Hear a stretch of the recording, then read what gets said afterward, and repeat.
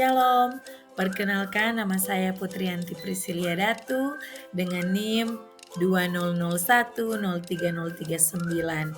Saya dari Prodi Manajemen Pendidikan Kristen semester 7. Kali ini saya membuat video untuk memenuhi tugas ujian akhir semester dari mata kuliah Inovasi dan Teknologi Pendidikan. Nah teman-teman, kali ini saya memilih materi dengan judul Podcast sebagai Pembelajaran Inovatif. Baiklah teman-teman, mari kita simak penjelasan apa itu pembelajaran inovatif. Pembelajaran inovatif adalah pendekatan pembelajaran yang menggunakan metode, alat, atau teknologi baru untuk meningkatkan proses pembelajaran.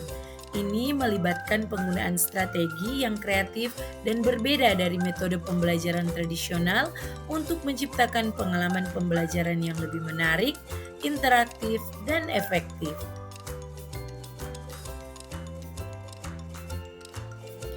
Nah teman-teman, kita telah mendengarkan penjelasan tentang apa itu pembelajaran inovatif. Sekarang kita lanjut dengan penjelasan apa itu podcast. Pengertian podcast. Podcast adalah bentuk konten audio digital yang dapat didengarkan atau diunduh secara online. Biasanya, podcast terdiri dari episode yang berfokus pada topik tertentu, seperti pendidikan, hiburan, berita, atau topik khusus lainnya. Podcast dapat diakses melalui platform podcast atau aplikasi yang memungkinkan pengguna untuk mengunduh atau mendengarkan apa yang mereka minati. Nah teman-teman, tentu saja dalam pembelajaran ada kekurangan dan kelebihannya.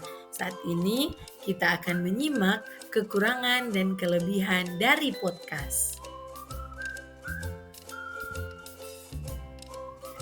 Kekurangan podcast. Yang pertama, tidak interaktif.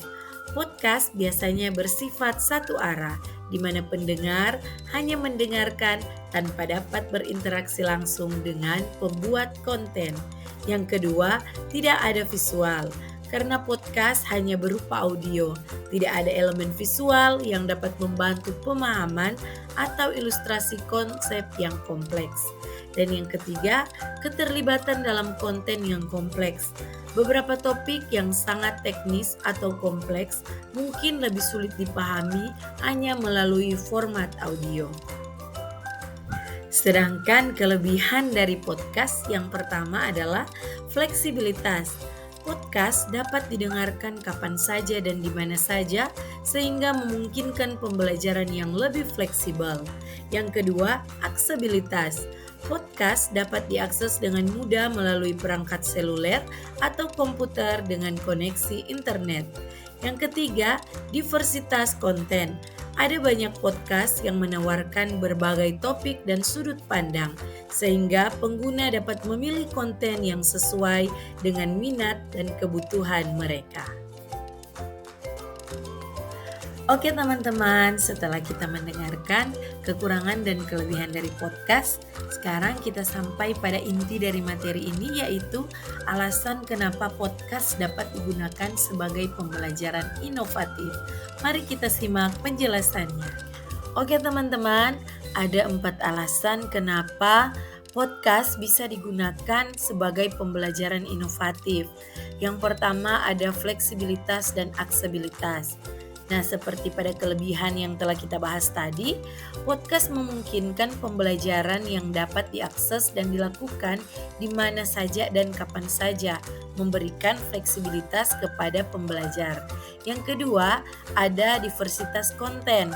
Podcast menawarkan berbagai topik dan sudut pandang, memperluas wawasan dan pemahaman tentang berbagai subjek. Dan yang ketiga ada peningkatan keterampilan dan mendengarkan. Mendengarkan podcast secara teratur dapat membantu meningkatkan keterampilan mendengarkan dan pemahaman bahasa. Dan yang keempat, yang terakhir yaitu penggunaan teknologi. Menggunakan podcast sebagai alat pembelajaran melibatkan penggunaan teknologi yang dapat meningkatkan keterlibatan minat siswa dalam pembelajaran. Demikian untuk alasan kenapa podcast bisa digunakan sebagai pembelajaran inovatif. Demikianlah penjelasan saya tentang podcast sebagai pembelajaran inovatif. Terima kasih telah menonton. Jangan lupa like dan subscribe.